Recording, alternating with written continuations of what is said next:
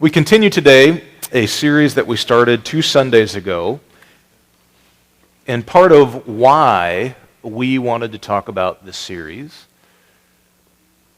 is that we recognize that modern American Christianity has a messaging problem. What actually are the most important things in the Christian faith are not often the things that the people around us hear us communicating about the Christian faith.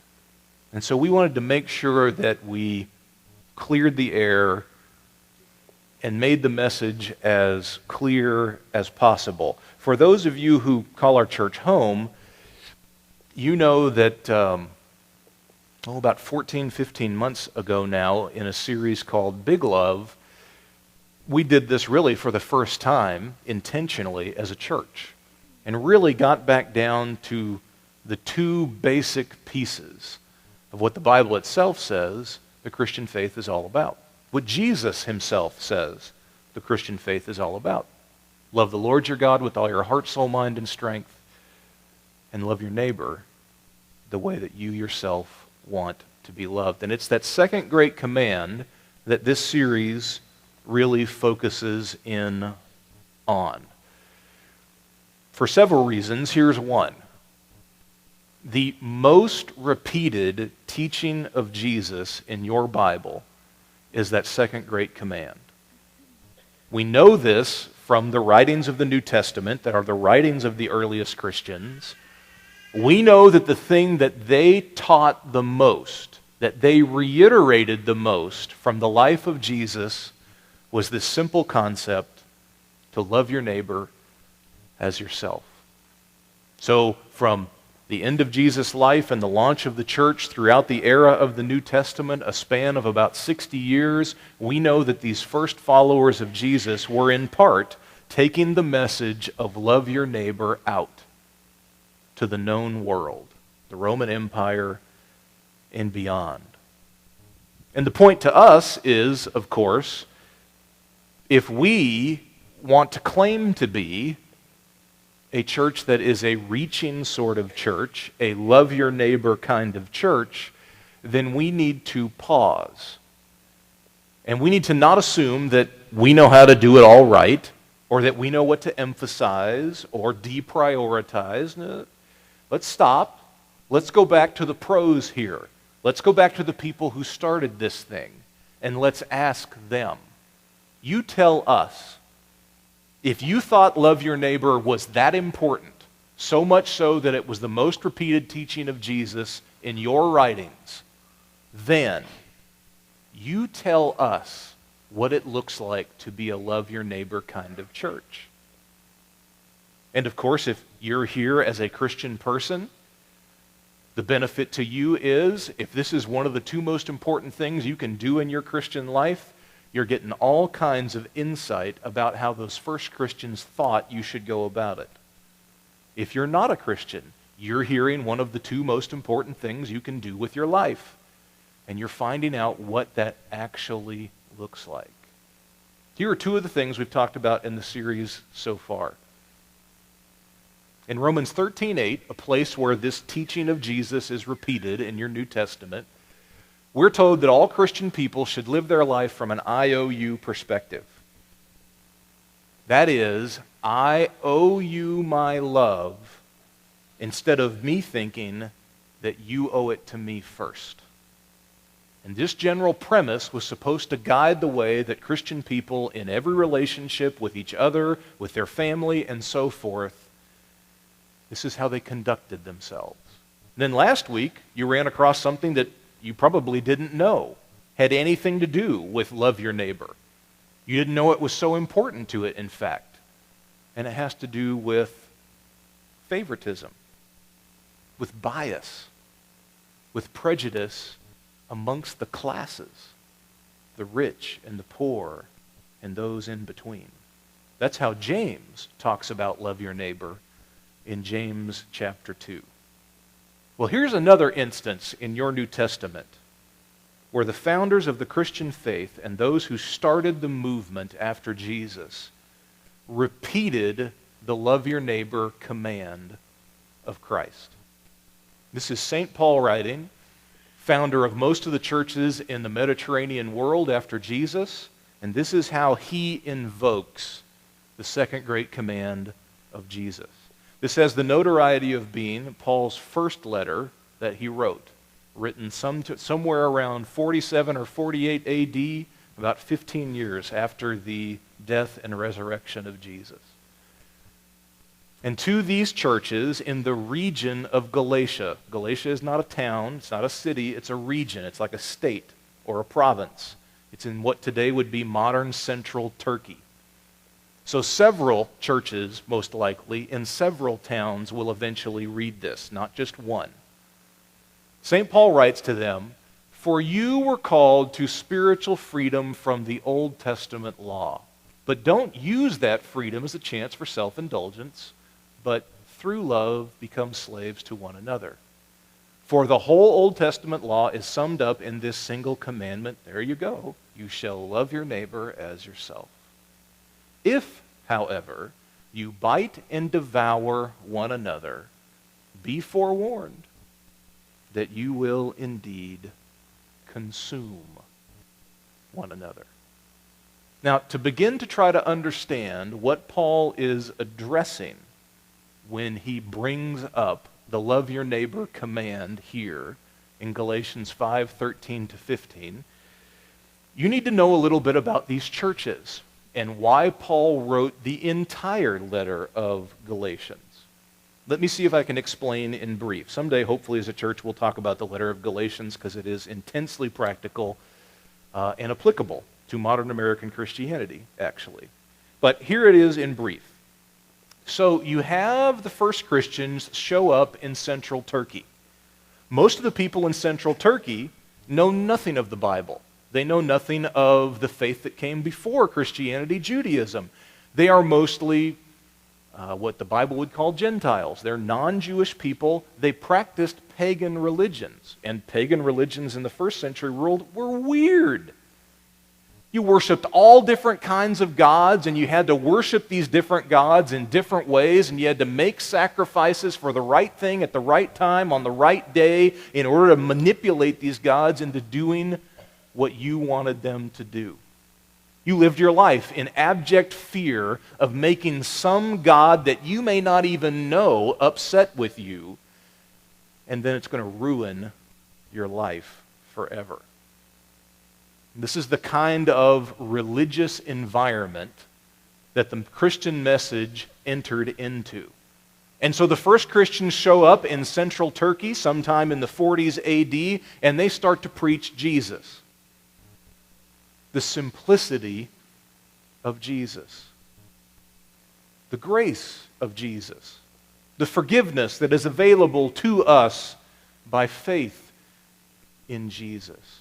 This is why Paul calls Christianity for these people in Galatians 5:13 that you saw spiritual freedom. Because it feels like all of this weight, this cumbersome religion that was not working, that they could not figure out, it fell away. Because all of a sudden Jesus shows up and it makes things so clear, so stark, so simple. But so you have all of these new Christians who are excited to be Christians, and then you have Jewish Christians show up from Israel and what today would be modern-day Lebanon, Israel, Syria. And these Jewish Christians start to tell these new non-Jewish Christians, well, yeah, okay, this is nice that you love Jesus. It's nice that you believe in Jesus. But there's a bunch of stuff you need to do to make God happy with you. There's a bunch of stuff that you need to do in order for Him to bless you, to be a good Christian. And it's all that stuff in the Old Testament. And if you're not doing all that stuff in the Old Testament, well then, you're a second-class Christian at best. Like, for instance, all you males above the age of, about 8 days, you need to go get circumcised. Lovely! I'm a 55-year-old man. There is not anything known as an anesthetic in the first century world, and you want me to what? I don't think so.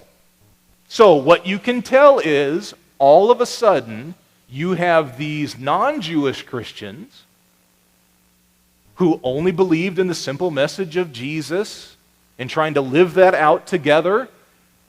And you have these other Christians, these Jewish Christians, who are trying to complicate things and bring in the Old Testament to the equation and all the rules and the laws from the Old Testament. And you can imagine what happened in these churches. It actually has the notoriety of being the single greatest controversy in your New Testament. The first Christians were dealing with this in all the churches. This just happens to be the first instance in the late 40s AD. So what you had is arguments, you had debates, you had Christians taking sides. You had them angry at each other and disrespecting each other. And then, of course, you had all the collateral damage in the middle. The people are confused. They don't know what to do. They've only been Christians for 6 months to 12 months. They don't really know. And all of a sudden, you have this combat breaking out in church. That's the situation to which Paul writes his letter. And that's what he's referring to in those 3 verses where he invokes the second great command. Now I want you to look at verse 15, which is the last sentence in that paragraph, and look at the words that he uses, the characterization he makes about the environment in these churches.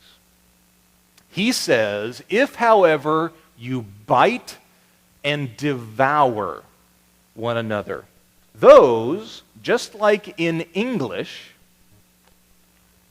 those in first century Greek are words that are meant to evoke something animalistic, something from the natural world that you and I would observe beasts doing to one another.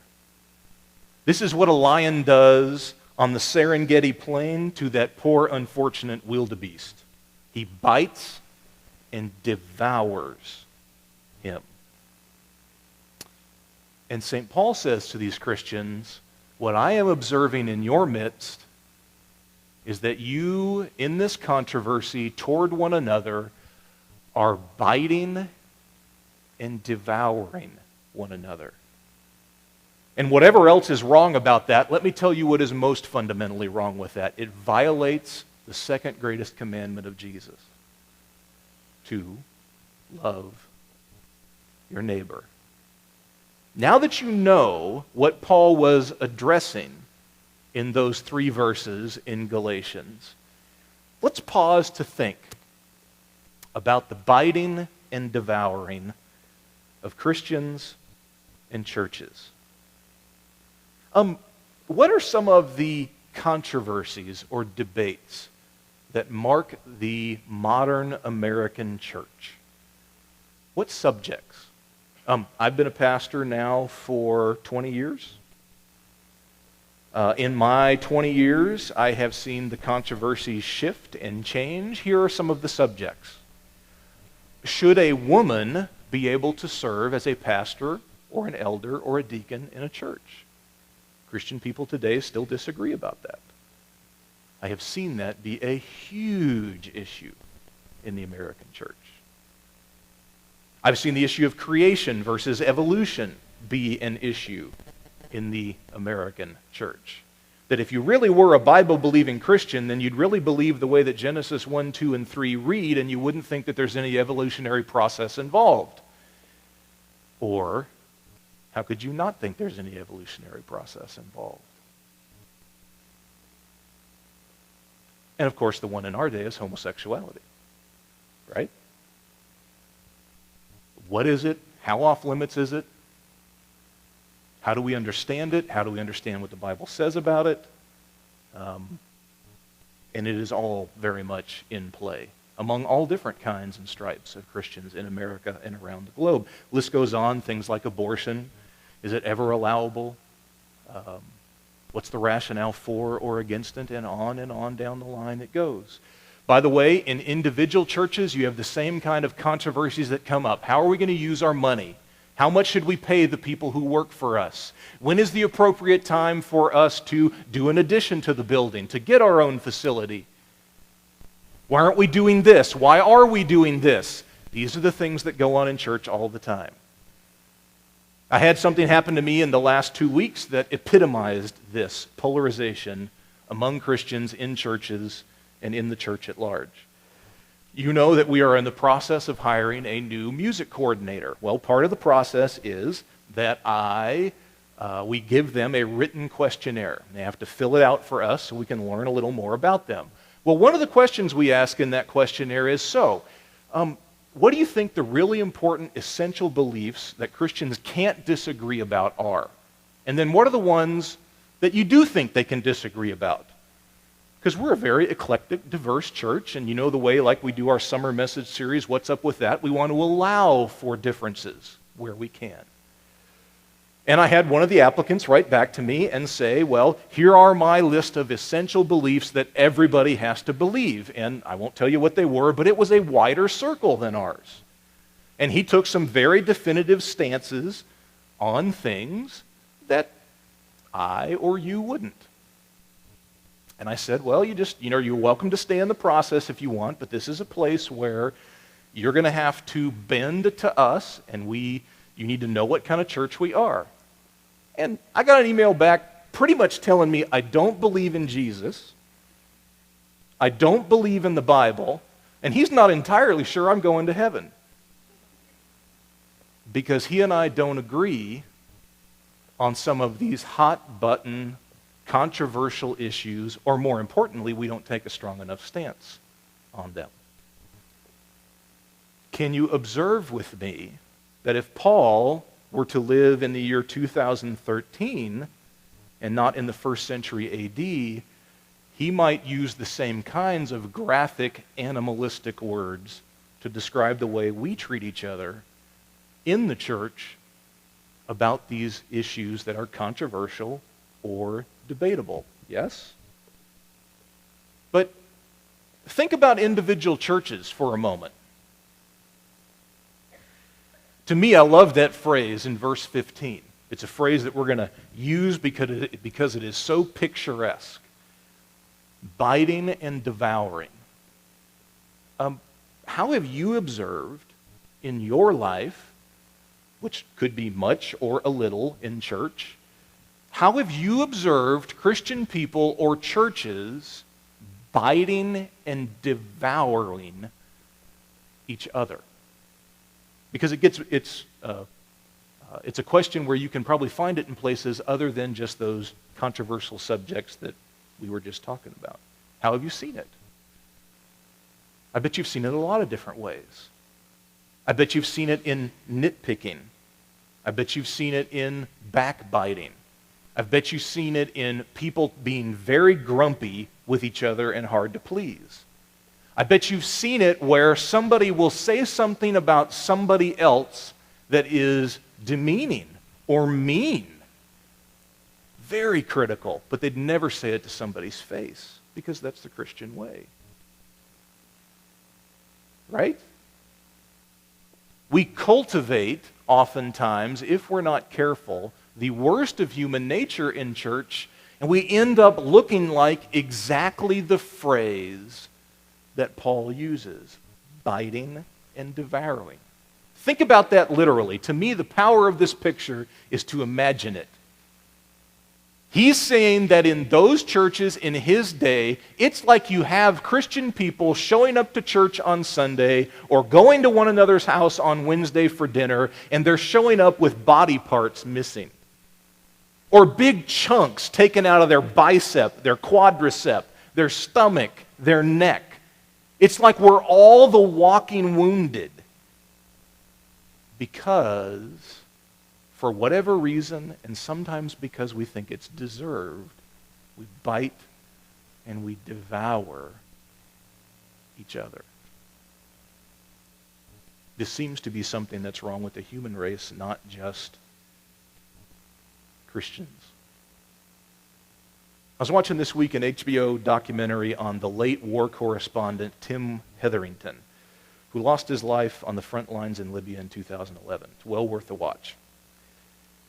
In it, he and one of his partners, while he was in Afghanistan in 2008, were describing what's so hard about war in general. And they said, it's not what you think. Being someone on the front lines day after day after day after day, it's not that your own life is in peril and could be taken at any moment, at any time. They said eventually, like the soldiers that they were working with or partnered with, you get to the place where you just press that out of your mind and your adrenaline takes over and you just don't think about it.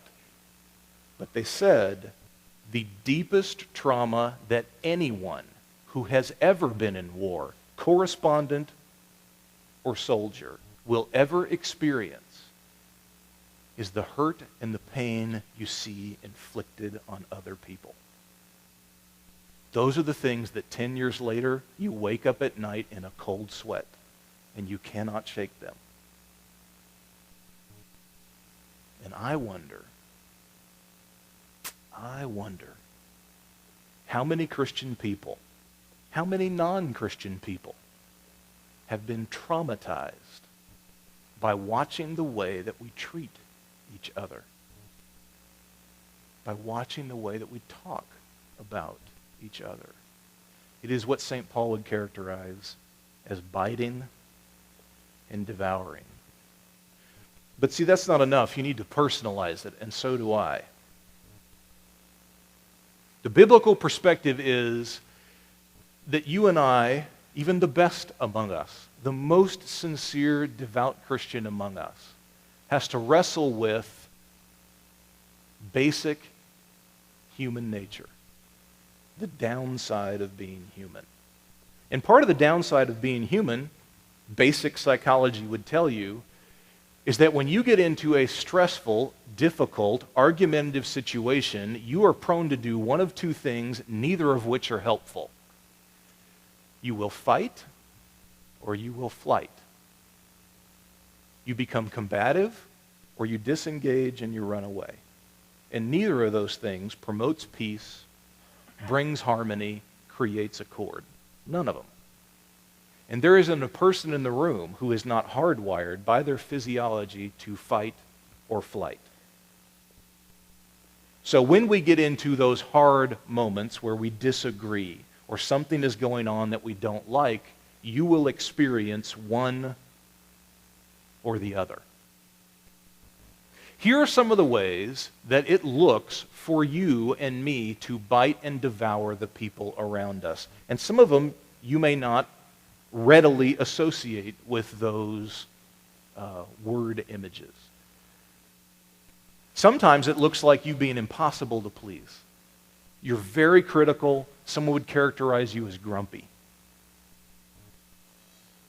And you may not be very loud about it, but it is well known to the people in your family, your husband, your kids, that you have a very high standard, and very rarely do people make it there, including them.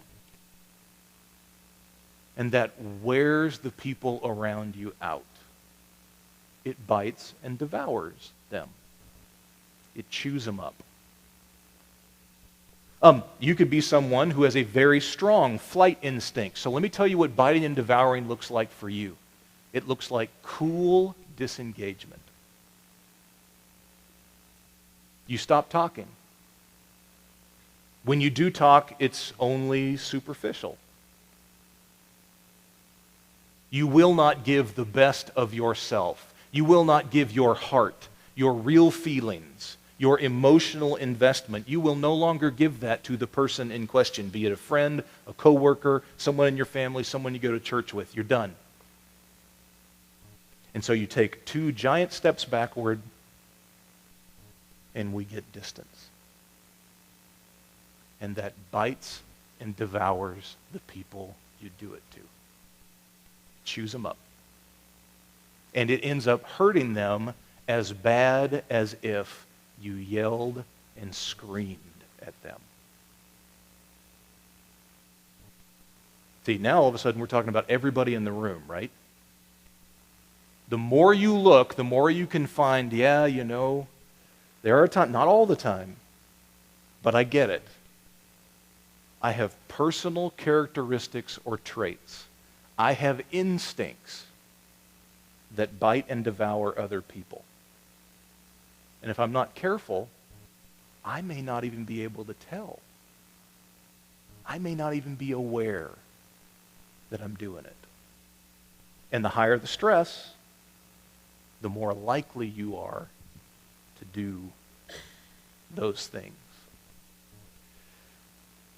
Paul says this is what it looks like for Christians to bite and devour one another. And he wanted those Turkish Christians so long ago to know that he was aware of it and to counteract it. But I want you to catch what I think is the most insightful thing that Paul says in this 3-verse paragraph. And it's the last part of that last sentence. If everything we've said so far has not struck a chord with you, I think that last phrase in verse 15 oughta. Paul says, if, however, you are characterized by biting and devouring one another, here's the warning. Be forewarned. If you do that, you will consume one another. You will entirely eat one another. What is Paul envisioning? That image on the screen. He is envisioning the cliche, what goes around comes around. Back in the Cold War, there was a phrase that was often used about America and the Soviet Union and about their nuclear arms. And it was mutually assured destruction.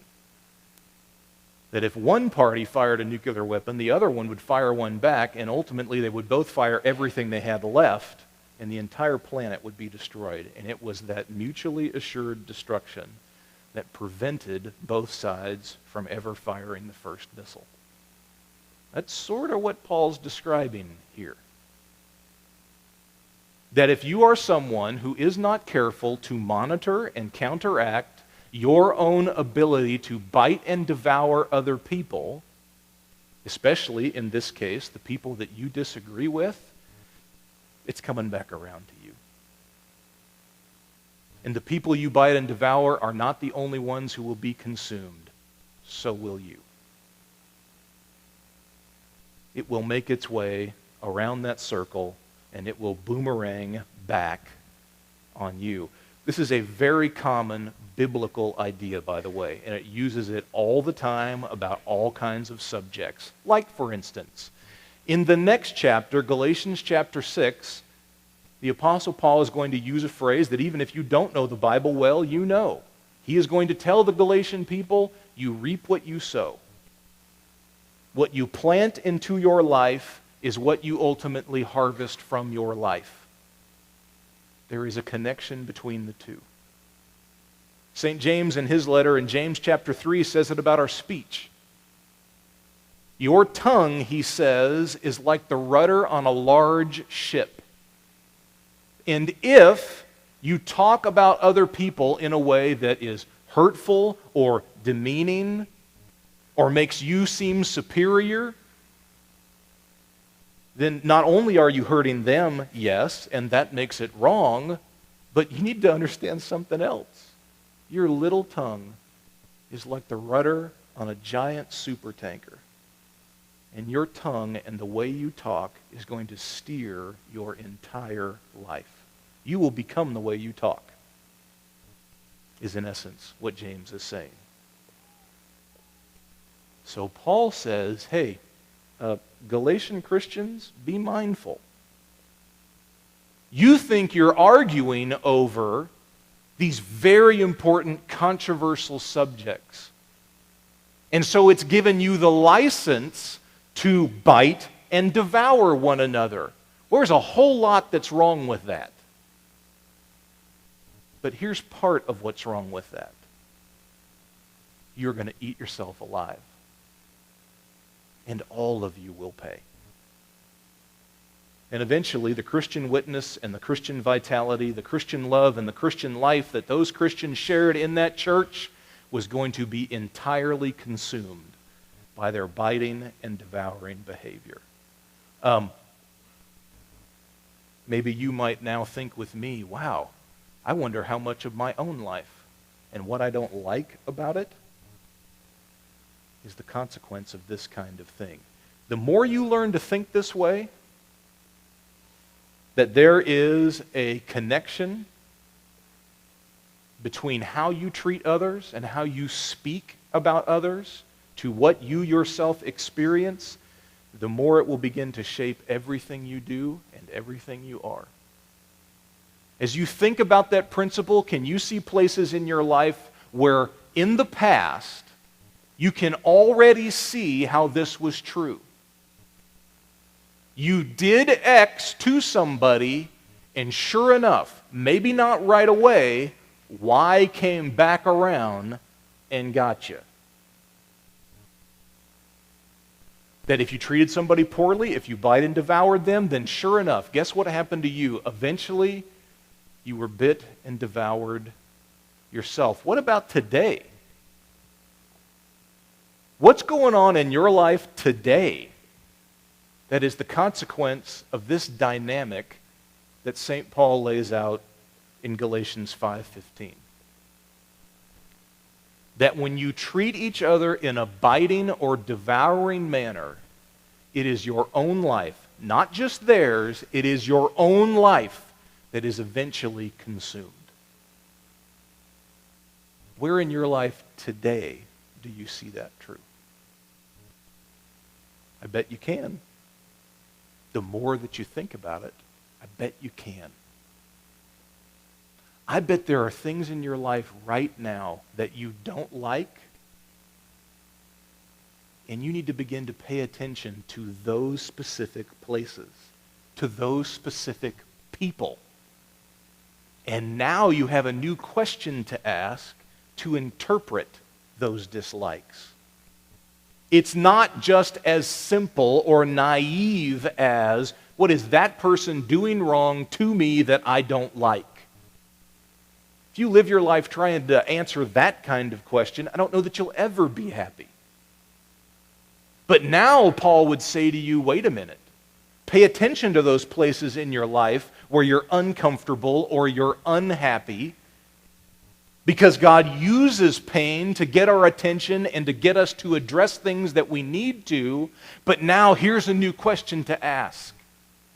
Here's a new prayer to offer me. Here's something I want to teach you. How is what's going on in your life right now the consequence of what you yourself have done to the other people around you? If you feel alone, why are you alone? Is it really that the entire world finds you distasteful? Or unfriendly? Or is it because, in your own personal, individual way, you have bitten and devoured, and lo and behold, you have been consumed because of it? Huh? Maybe. There is tremendous power in imagining how you can turn this negative dynamic into something very, very positive as well. Paul says to these Christians, see, you think you're having fights about a very important subject in your church, and you're missing the big picture. You think that's what's most important. It's not. What's most important is that you're mistreating each other. And you're speaking poorly about each other. You're doing it actively or passively, directly or indirectly, but it's going on. And the much bigger issue is you guys are eating each other alive. That's all very negative. Bad behavior begetting bad behavior. Bad talking begetting bad talking. And ultimately everybody pays the price. Can you imagine, however, how to turn that around positively? So you're that person who feels very alone in your life that I mentioned before. Great. What can you begin to do to change those circumstances that you don't like? Well, any number of things. Number one, it's great that you're paying attention to this area of discomfort. God has your attention. You're ready to go to work on it. That's great. Number two, maybe you want to begin to take some active steps toward people and reach out to them. Great, that'd be awesome. Allow St. Paul here in Galatians chapter 5 to give you another piece of what you need to do. You need to begin treating people in a way that is the antithesis, the exact opposite of devouring and biting. You need to encourage, you need to build up, you need to take the initiative to be positive and to speak positive into people's lives, to be gracious and to show mercy, to come alongside the hurting. You are the one who needs to begin to do that, and you will begin to change fundamentally the when what goes around comes around principle in your life. That's what Paul's saying. How many of us in the room have lives that are being eaten alive, and yet we're not willing to take the necessary steps to adjust our own behavior and also reap the benefit on the back end? So, understanding that, now you understand why Paul invokes the second great command. He says, I cannot begin to explain how wrong you guys are, so let me say it to you simply. Using the most important thing that I have at my disposal to address this problem. You're not loving your neighbor. And we know that the single most important moral, behavioral command in the entire Bible that unites it together is neighborly love. In St. Paul's mind, the antidote to this kind of common, devouring, biting, consuming behavior among Christian people and in churches is that principle that you and I as a church have begun to love and cherish ourselves. It's to love your neighbor. And if you actually do that, and you're committed to treating your neighbor the same way that you yourself would want to be treated, a lot of this that Paul describes in Galatians 5 goes away. All of a sudden, the people that you disagree with, you treat the way that you wish they would treat you. You respect their opinion, even if you don't agree with it. You don't think the worst about them.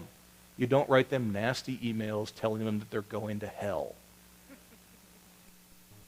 Right? You recognize about yourself, there's a part of me as a human being that wants to react to disagreement or heightened stress anytime that I don't get along with somebody else in a biting and devouring way. I admit that, and moreover, I understand how I want to do it. I am not exempt, but I do it in a very individual way, and I know what my instincts are. And because I know what they are, with God's help, I will rein them in, and I will not obey those instincts. And I will choose to go another way. This is what love your neighbor looks like. To love your neighbor means that you live in a world, and you live in a Christian world. You live in a world full of churches that have Christians all over the place who are, at the moment, currently, as we speak, being bitten and devoured by one another. You understand we live in a wounded world. And to love your neighbor means we will offer a salve, a safe place for all those people who are tired of being eaten alive at church. Treated so poorly and spoken about so poorly, even if only behind their back, by other people who should be their brothers and sisters. You understand that Paul's right. And you in your life and we in ours together will do what we can to reverse it. And of course, you have plain instruction about how we as a church, and every other church, quite frankly, should handle any disagreement we ever have. And it should not look like biting and devouring. It should look like neighborly love. So says St. Paul. So when you and I together say, as we do, that we are and we aspire to be a love your neighbor church, now you have one more idea to add to what that actually means. Not what we say it means, but what the Bible says it means. It looks like purposely ending biting and devouring behavior, even about the most controversial or hot topics. And it looks like changing this very real relational dynamic where how I treat you ultimately comes back to me. And we stop that negative cycle. And we start to adjust our own behavior and our own words so that not just us but other people begin to flourish and thrive because we've reversed that flow. At the end of every message in this series, I've cited Christianity's first well-known bishop, writer, pastor, etc. from around 350 A.D., a man who was a bishop in North Africa, the modern country of Tunisia, named St. Augustine. This is, and he wrote about love a lot, which is why that there's a lot of fodder that we can use in this series. This is something he wrote about Christian love. And I thought it all too appropriate for this passage and this topic today. He wrote to those Christians way back then that if love grows within you, so then beauty grows. For love is the beauty of the soul. The environment and the situation and even the individual Christian people that St. Paul was describing in Galatians 5 was the contrary of what Augustine says there. It was ugly. And the reason it was ugly is the absence of love. The absence of love in argument, the absence of love in disagreement, the absence of love in how we treated somebody else, and therefore in the end got treated ourselves. It was ugly. And what St. Augustine says is that you need to understand the most beautiful possible thing about you.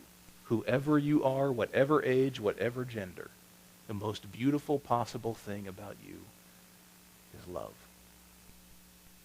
And the more you embrace it and choose to live that way in every small detail of your life, the more beautiful you become. Such is the potential power of a love your neighbor kind of life. Would you take a moment here at the end of our consideration of Galatians chapter 5 and what it says about Jesus' second great commandment, and take a moment and give God the space to tell you what you need to take from today and specifically where you need to put it into use. And up on the screen today, in case you need the reminders, are the key images associated with the key ideas that we covered today. So in the quiet, allow God to direct your thoughts, and then I'll pray for us all.